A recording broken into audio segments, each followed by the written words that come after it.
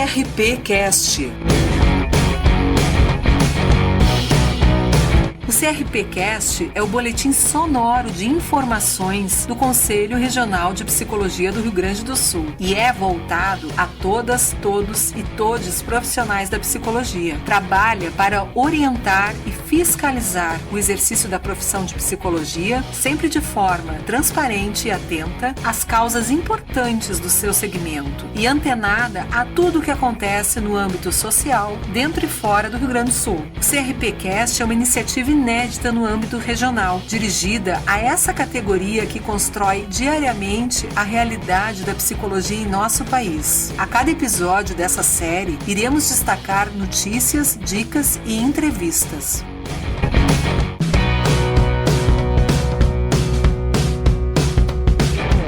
Bem-vindas, bem-vindos e bem-vindes! Eu sou Leocádia Costa e apresento a vocês o 22º episódio do CRP Cast, especial sobre o processo eleitoral que acontece neste ano no Sistema Conselhos de Psicologia. Para votar, as psicólogas devem gerar uma senha e acessar o site eleicõespsicologia.org.br, das 8 horas do dia 23 de agosto até as 17 horas do dia 27 de agosto de 2022. O voto é secreto, pessoal, intransferível e obrigatório, sendo facultativo somente para psicólogas com idade a partir de 65 anos. Para votar, é preciso estar em dia com as anuidades do CRP até o ano de 2021. Caso precise regularizar sua situação, entre em contato com o setor de cobrança do Conselho pelo e-mail fiqueemdia@crprs.org.br ou pelo telefone 51-3334-6799. Neste ano, o CRPRS tem uma única chapa concorrendo para as eleições regionais. Na roda de conversa deste episódio, convidamos a Frente em Defesa da Psicologia RS a apresentar suas propostas para a categoria. Conheça a chapa concorrente à gestão do CRPRS e participe do processo eleitoral. Roda de conversa.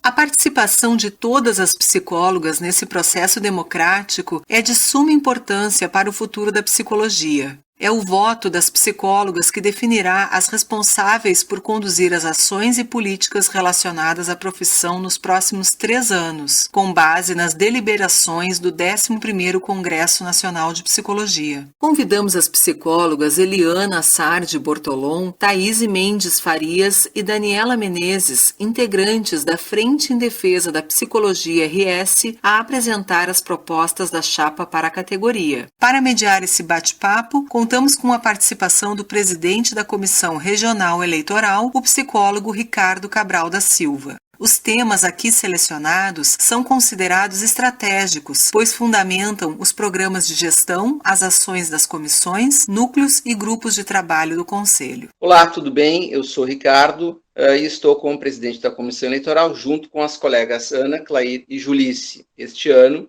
temos uma chapa concorrendo para o Conselho Regional de Psicologia, a chapa Frente em Defesa da Psicologia RS, que está representada hoje pelas integrantes Eliana, Daniela e Thaís, que irão falar então sobre os seguintes temas: incentivo à participação da categoria no CRP, psicoterapia, avaliação psicológica, políticas públicas, direitos humanos e relações raciais. Então, passo a palavra para as colegas. Oi, gente. Eu queria cumprimentar o Ricardo e todo mundo que está nos escutando. Junto com o Ricardo, a Comissão Eleitoral. Dizer que eu sou Eliana, sou psicóloga e moro e trabalho em Passo Fundo, no norte do Rio Grande do Sul.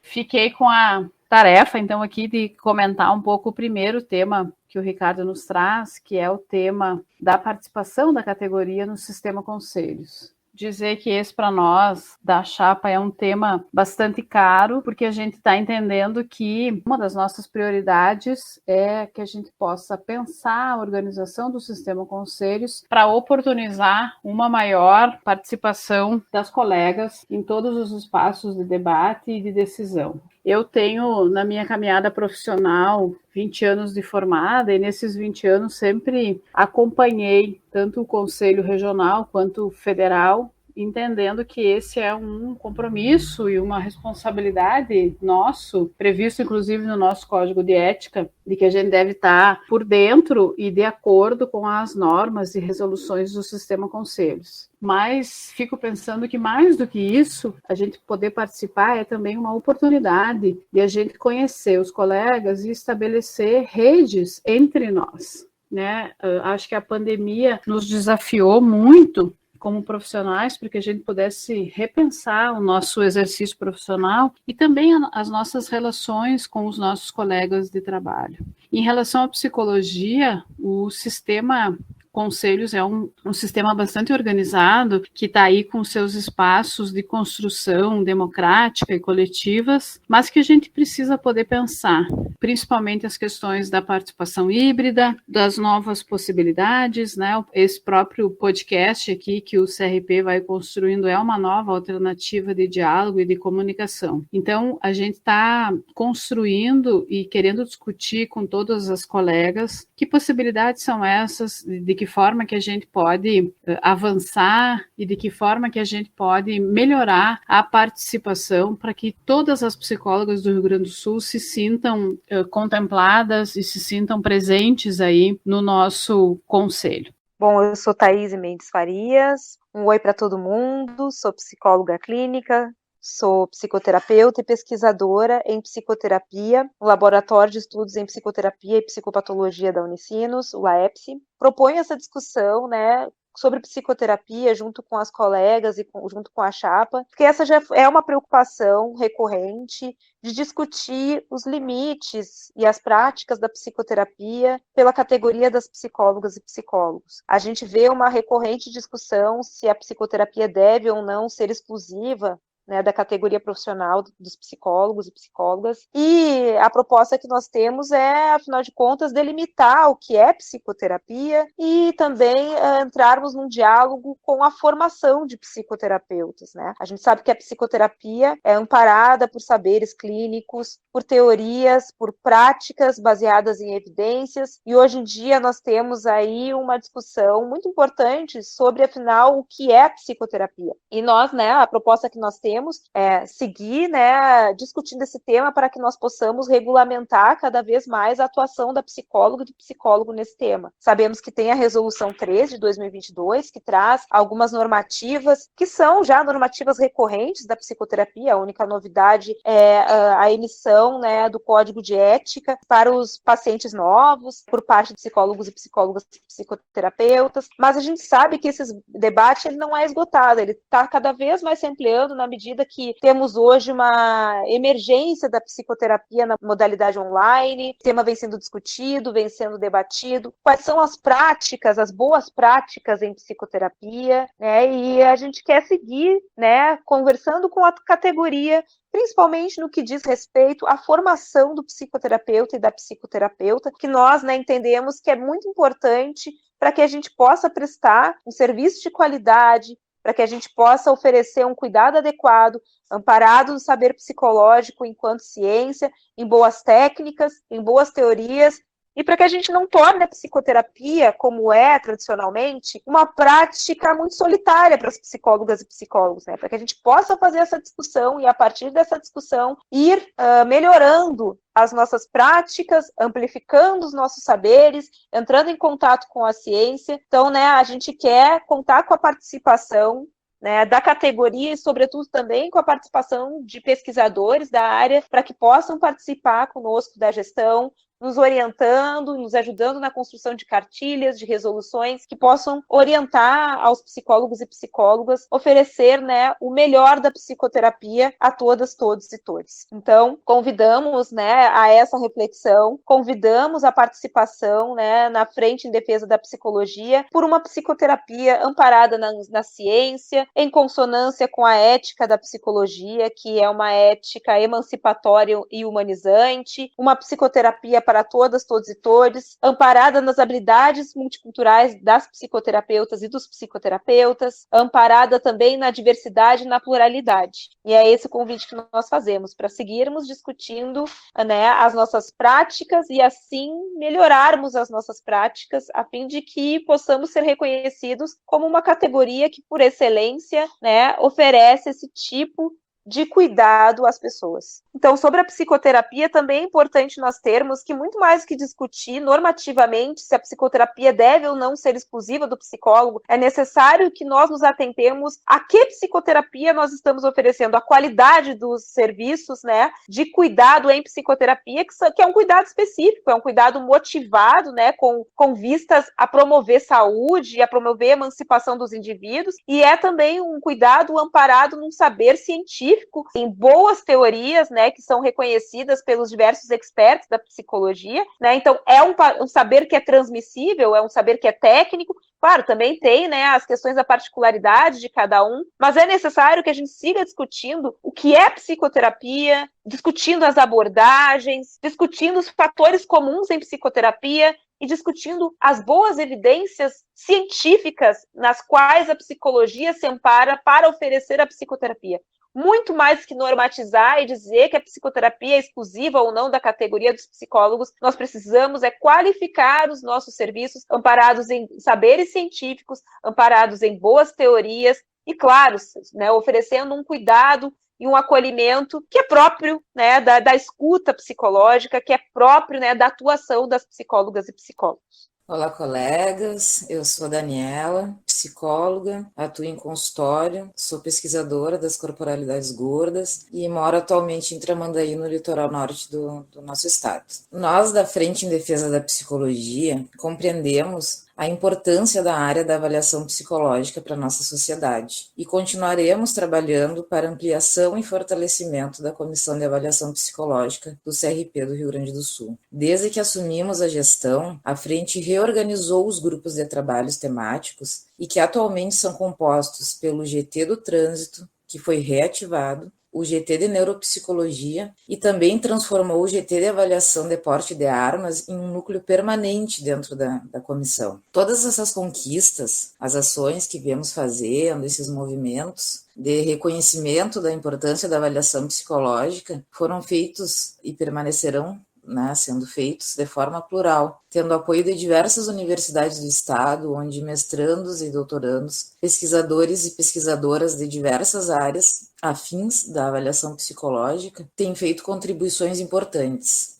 Em agosto agora, a gente vai ter o simpósio de avaliação psicológica, que vai contemplar oficinas de orientação à categoria, e a nossa proposta é manter o diálogo e o espaço permanente de orientação, fortalecendo, então, o trabalho da Comissão de Avaliação Psicológica. Oi, Eliana de novo, então, falando, para comentar um pouco em relação às políticas públicas. As políticas públicas, primeiro que a gente vem observando um desmonte, uma desconstrução dessas políticas no Brasil, nesses ataques em que a gente vem observando na nossa democracia. Quando a gente fala desse ataque à democracia e a relação com a psicologia, a gente está se referindo aos espaços de trabalho que vão sendo destruídos, as possibilidades de atuação profissional das colegas que vão diminuindo a cada dia, mas a gente também vai observando que esse desmonte afeta também a psicologia como uma profissão. A gente vem observando nos últimos anos um ataque ao nosso fazer profissional. Diariamente a gente precisa responder, né, nós psicólogas e psicólogos, se precisa mesmo que seja uma psicóloga para dar conta de determinada ação. Né, um pouco do que as gurias estavam comentando aqui, Thaís e Daniela, em relação à psicoterapia e em relação à avaliação psicológica. A gente vai vendo outras profissões que vão se colocando para fazer ações que são nossas. Então, quando a gente diz que defender a democracia é uma tarefa também da psicologia, nós estamos falando da psicologia nessa perspectiva da atuação profissional e da psicologia como uma profissão. Nós estamos aqui esse ano comemorando os 60 anos da regulamentação da nossa profissão e entendemos que defender as políticas públicas é defender o nosso Estado democrático de direitos que a gente lutou tanto para conseguir construir no Brasil. Então, as políticas públicas, além de serem o primeiro lugar de trabalho de mais de 90% das psicólogas recém-formadas, esses são estudos que o Sistema Conselhos vem fazendo, né? Mais do que 90% das psicólogas, quando se formam, têm como seu primeiro emprego as políticas públicas. Então, a gente entende que as políticas públicas é um espaço importante do nosso exercício profissional no Brasil. A gente também entende que as políticas públicas organizam o nosso Estado, elas garantem direitos a toda a nossa população e garantem que a psicologia seja reconhecida como uma ciência que contribui nesse processo, que defende a vida. Então, defender as políticas públicas é defender a democracia e defender a psicologia. Ao longo da pandemia, nós fomos desafiadas como categoria a nos reinventar cotidianamente no nosso exercício profissional. Na política de assistência social, por exemplo, a gente se viu tendo que responder a uma demanda cada vez maior de fome, o sofrimento das pessoas muito vinculado à fome. Então, a desigualdade que sempre existiu no Brasil se escancarou na pandemia e a psicologia foi convocada a ter que responder a isso. Nós precisamos discutir e construir juntas o que a psicologia pensa e qual a contribuição da psicologia no enfrentamento à fome e às desigualdades sociais do Brasil. Na política de saúde, na política pública de saúde, a gente acompanha cotidianamente um desmonte da nossa RAPS, né? A nossa rede de atenção psicossocial que coloca a psicologia como protagonista nos equipamentos públicos. Nós vamos sendo desqualificadas como profissão e a nossa rede vai sendo desarticulada. A gente vê um retrocesso para aquilo que a gente chama da lógica manicomial, que é essa ideia segregadora, que é essa ideia de manter as pessoas presas. Então, nós que defendemos o cuidado em liberdade, temos um longo desafio aí nas políticas públicas para que a gente possa trabalhar.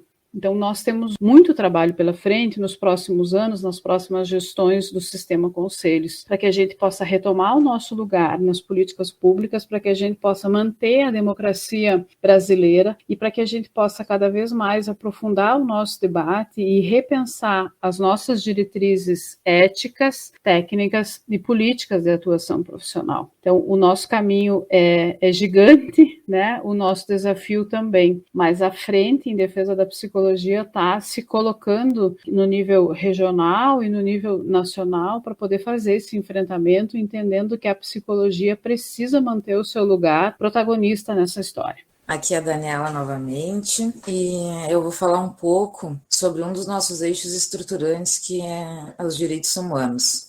Entendemos, enquanto chapa, que precisamos defender de forma ampla e plural os diversos modos de ser e estar no mundo, onde as diferenças, as diversidades sejam respeitadas e cuidadas de forma singular e ética. Entendemos que vivemos em um país em que os marcadores sociais, como etnia, raça, classe social, as expressões de gênero e sexualidade, os territórios, as culturas são múltiplos, e a psicologia, em seu compromisso ético, tem o dever de defender, de zelar, cuidar, amparar todas essas plurais complexidades. Nossa defesa pela psicologia e pelos direitos humanos é para que nossa prática se reflita a qualidade com que nós, psicólogas, realizaremos o nosso trabalho e que a gente possa intervir em diferentes dimensões, sejam elas institucionais, territoriais e culturais. Ainda que a psicologia, enquanto ciência e profissão, tenha como princípio fundamental os direitos humanos, o qual está elucidado no primeiro princípio do nosso Código de Ética, o enfrentamento ainda se faz necessário.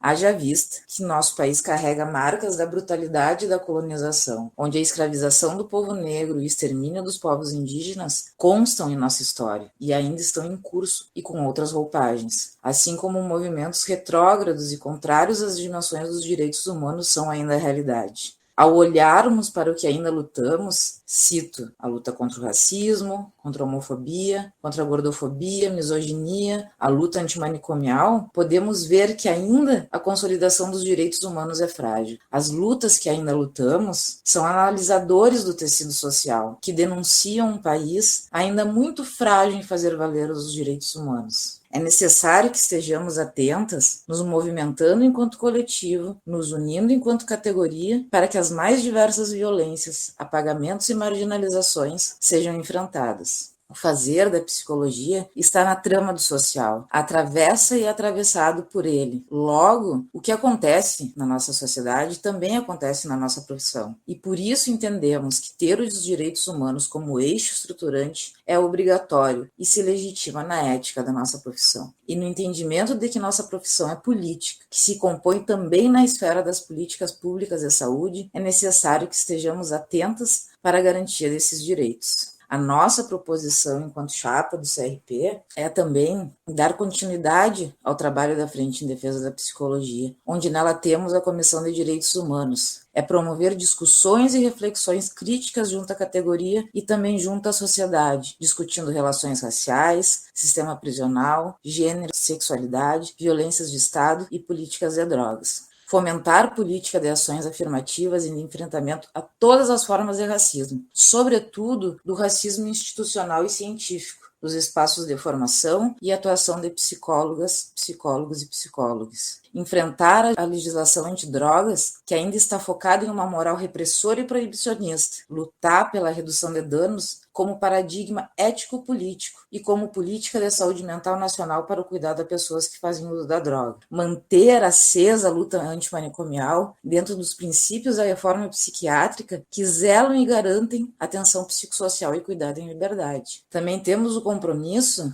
de acompanhar as políticas de educação, buscando contribuir para a promoção da equidade nas políticas educacionais e para o enfrentamento de lógicas e práticas excludentes. Meritocracias, tecnicistas, capacitistas, LGBTI-fóbicas, sexistas, racistas e patologizantes presentes na nossa educação. Contribuiremos para o desenvolvimento e a qualificação de políticas de promoção e defesa dos direitos sexuais e reprodutivos. Estaremos atentas e realizando atividades de orientação da atuação da psicologia junto aos movimentos sociais, aos coletivos, às instituições da área de HIV e AIDS, visando o enfrentamento ao estigma e à discriminação e acesso aos serviços psicológicos. Vamos fazer os enfrentamentos necessários para garantir os direitos das pessoas idosas e promover o debate sobre os etarismos. Promover também debates, ações e reflexões acerca da população indígena e povos originários, respeitando seus saberes, as especificidades culturais, as suas visões de mundo e sociedade, sendo para isso importante a decolonização da psicologia.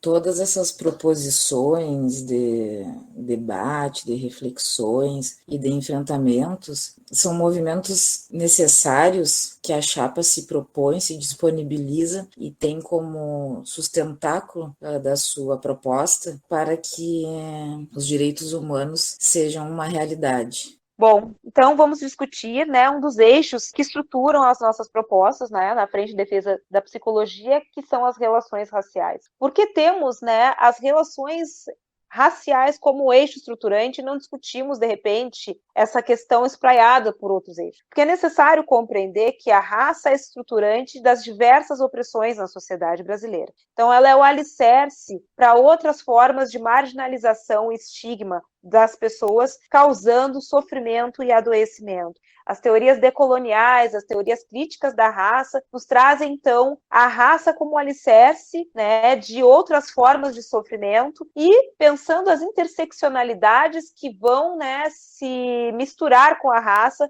nós partimos da ideia de que precisamos tratar desse tema de forma especial, de forma singular. Por quê, né? A gente também observa que, embora a raça seja estruturante das demais opressões, como as opressões de classe, as opressões de gênero, as opressões em razão da sexualidade, as opressões decorrentes da condição ou não de imigrante ou refugiado, as condições relativas a ser ou não uma pessoa com necessidades especiais ou com deficiência, as opressões em relação ao etarismo, né? Embora a raça seja estruturante de tudo isso, o que nós observamos nos currículos de psicologia é que não se fala sobre raça.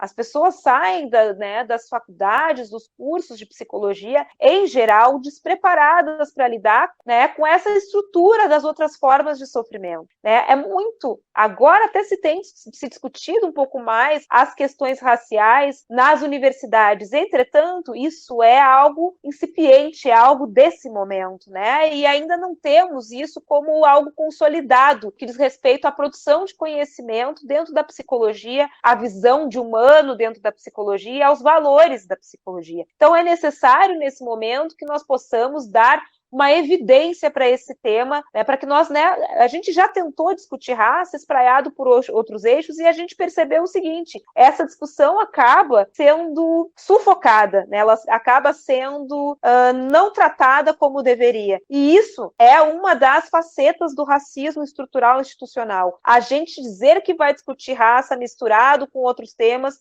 e no final nós percebermos que não estamos discutindo a raça, que é estruturante de diversas opressões, né? Então, a gente precisa preparar a categoria para entender, né, as diversas opressões que são decorrentes, alicerçadas nas discussões raciais e que produzem sofrimento para as pessoas e adoecimento. E quando nós falamos de raça e de racismo, né, geralmente nós pensamos na população negra, nas pessoas negras, mas raça e racismo compreende a racialização como um todo. Compreende o sofrimento decorrente do racismo para as pessoas negras, também as questões étnico-raciais que perpassam os corpos das pessoas indígenas e também, né, compreende discutir branquitude e branquidade, né, as pessoas brancas poderem se enxergar como racializadas e compreenderem os privilégios e vantagens de ser branco dentro de uma sociedade racializada. Então, nesse momento, nós compreendemos que urge que nós façamos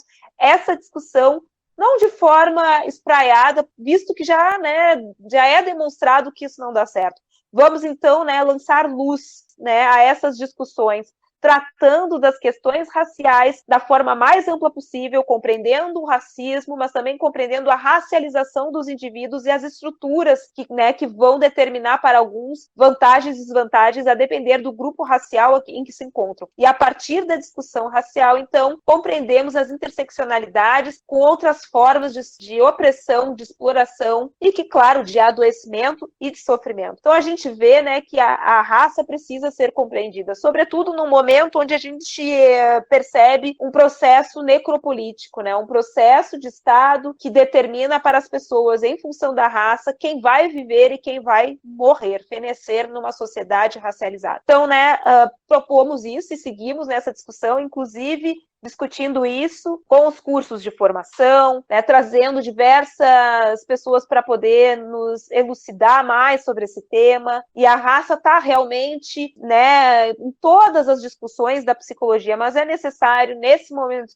sócio-histórico, que nós possamos, então, olhar de forma bastante particular para as questões raciais, e é o que nós vamos propor nesse momento enquanto gestão, né? E pedimos, né, que nos acompanhem nessas discussões, a fim de que nós possamos, então, ampliar, né, os conhecimentos, né, da categoria no que diz respeito às questões raciais, mas, sobretudo, para que a gente possa se afetar, né, nos tocar também no que diz respeito às nossas emoções e compreendermos que as discussões raciais não são somente discussões sobre o sofrimento das pessoas negras, mas são questões que amparam toda a sociedade. E que, claro, a categoria das psicólogas e psicólogos não pode deixar de discutir esse assunto de forma bastante aprofundada e bastante e robustamente fundamentada. Obrigado, Thaís.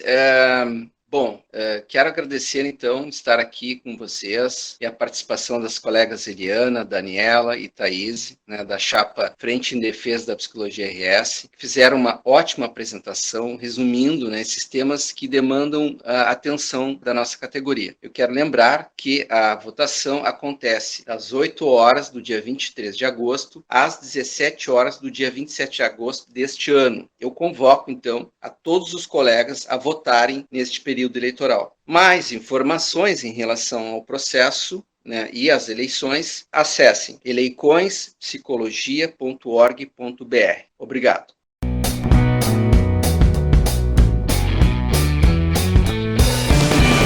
Esperamos que tenham gostado do 22º episódio do CRPcast. A série de episódios estará disponível nas plataformas Spotify, Deezer e canal de YouTube do CRPRS. Convidamos vocês para conhecerem o nosso site www.crprs.org.br e seguirem as nossas redes sociais no Instagram, Twitter, Facebook e LinkedIn, mantendo assim a nossa conexão virtual em dia. Contamos com a sua escuta no próximo CRPcast, com novos temas e assuntos sintonizados sempre com você. Um tchau para todas, todos e todes e até breve.